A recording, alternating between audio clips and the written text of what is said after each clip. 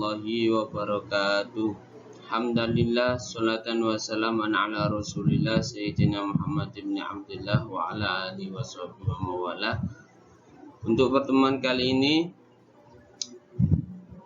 bab 8, mari berperilaku terpuji. Subbabnya atau isi materinya ada 4. Aku kemarin membaca, sudah kita bahas pada pertemuan 2 minggu yang lalu, bersikap pantang menyerah yang minggu kemarin. Yang sekarang adalah membudayakan rendah hati dan ayo berhemat.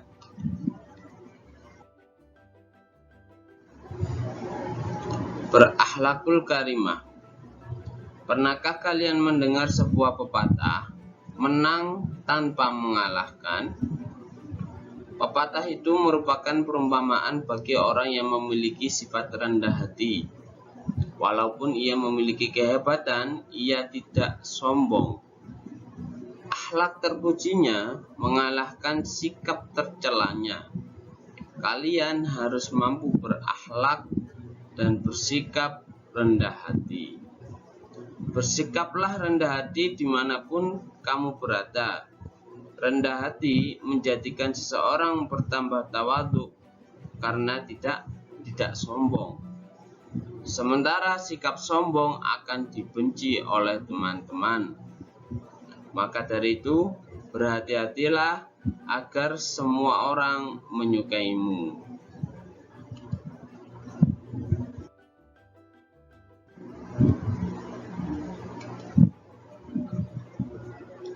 Membudayakan sikap rendah hati.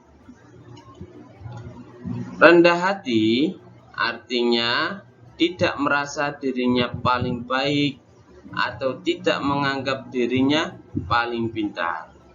Sikap rendah hati berarti menghargai orang lain dan menganggap orang lain sederajat dengan dirinya. Rendah hati adalah sikap seorang yang memiliki kelebihan atas kepemilikan materi, bakat, atau kemampuannya, namun ia tidak mau menonjolkannya di hadapan orang lain. Ciri-cirinya: larangan berbuat sombong. Rendah hati dalam Islam juga disebut tawadhu. Orang yang tawadhu tidak pernah membanggakan dirinya. Orang yang tawadhu pasti disayang oleh Allah dan orang lain juga akan menyukai orang yang tawadhu tersebut. Orang yang rendah hati selalu menyadari bahwa semua kelebihannya itu berasal dari Allah Subhanahu wa Ta'ala. Dialah zat yang memberikan kekuatan, ketampanan, kecantikan, dan semua kelebihan yang dimilikinya. Allah Subhanahu wa Ta'ala yang Maha Kuasa. Kita harus tetap beribadah kepadanya dengan cara, salah satunya dengan cara bersikap rendah hati.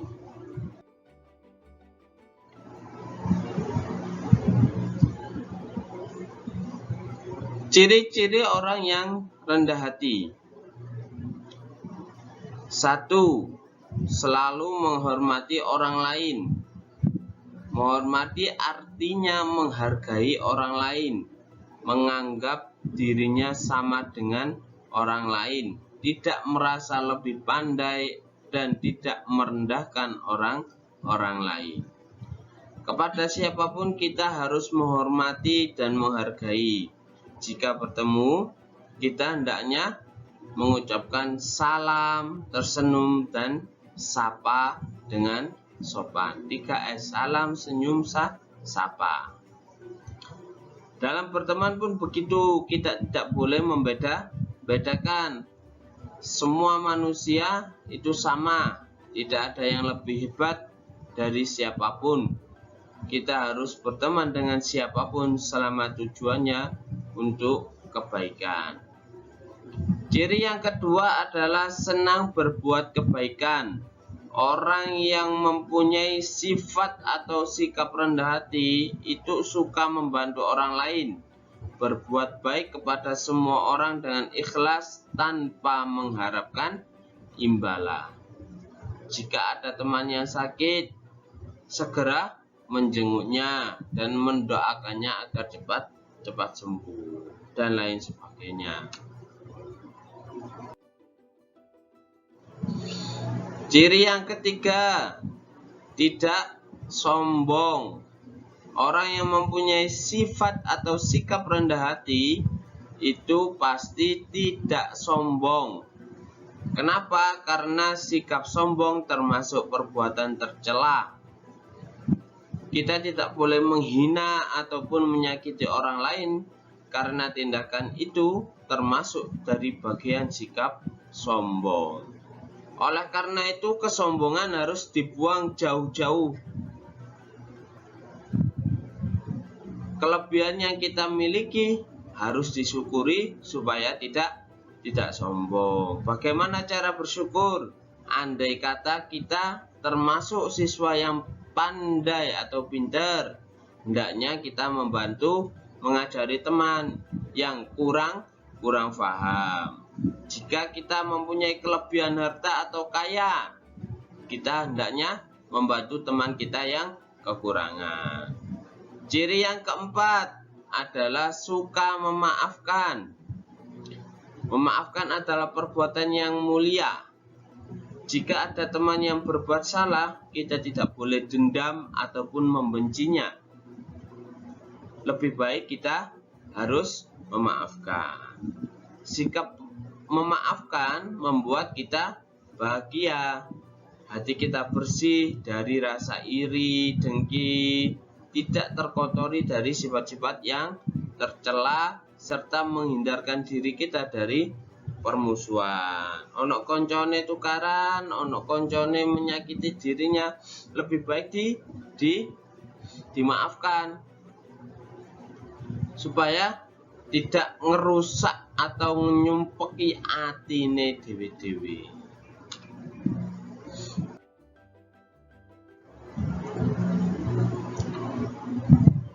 Keuntungan bersikap rendah hati antara lain, diantaranya hidup dengan hati yang tenang dan tentram. Kenapa? Karena suka memaafkan orang lain, atine gak sumpek, terhindar dari sikap sombong, memiliki banyak teman, disegani dan dihormati orang lain, serta Allah akan mengangkat derajat orang yang bersikap rendah hati tersebut baik di dunia maupun besok di akhirat.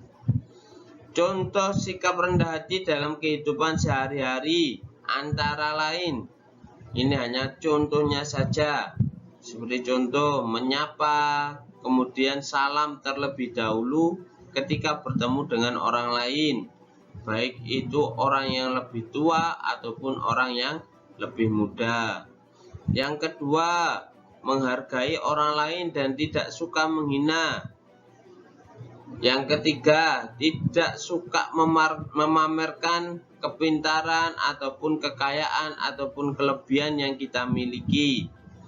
Yang keempat, suka menolong dan memberi kepada orang lain. Yang kelima, tidak membeda-bedakan atau pilih kasih dalam berteman. Yang keenam, bersikap tenang dan sederhana.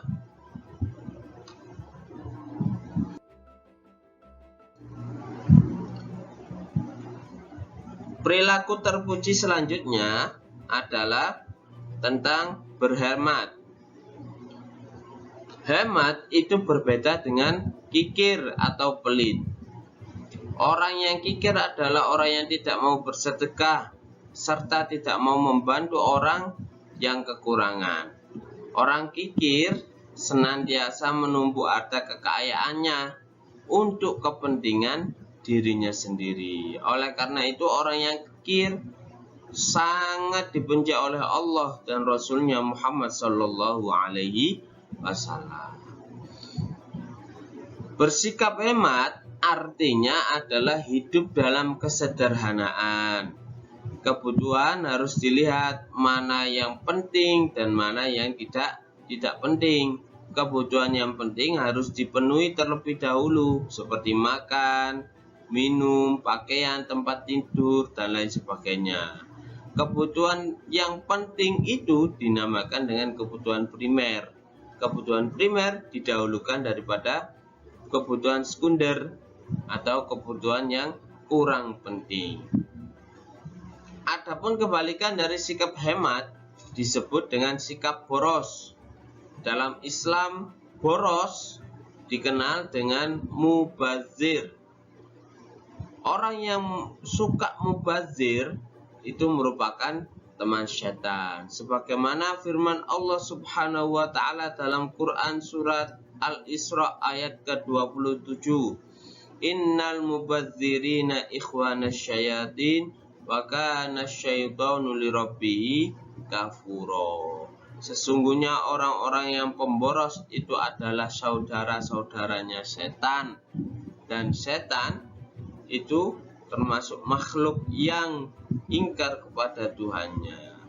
Semoga kita dijauhkan dari golongan-golongan orang-orang yang mubazir.